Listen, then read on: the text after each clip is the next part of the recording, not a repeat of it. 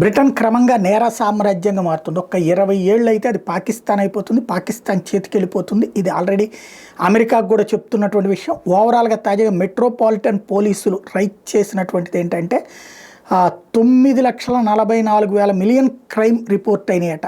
ఇది అత్యంత సంచలనాత్మకమైనటువంటి అంశం. ఇందులో మిడ్లాండ్స్ పోలీస్ 3,21,000 క్రైమ్స్ రిపోర్ట్ అయితే వెస్ట్ యార్క్షైర్లో 2,78,000 క్రైమ్స్ ఒక్క 12 నెలల పరిధిలోనే వచ్చినటువంటి పరిస్థితి.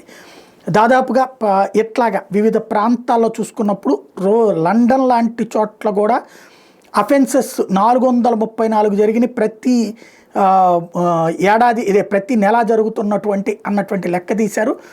అదే సందర్భంలో సెప్టెంబర్లో 1000 మంది ఉన్నటువంటి ప్రదేశంలో 189 క్రైములు చోటు చేసుకునే వివిధ ప్రాంతాల్లో అన్నటువంటిది లెక్క తీస్తున్నారు. ఓవరాల్గా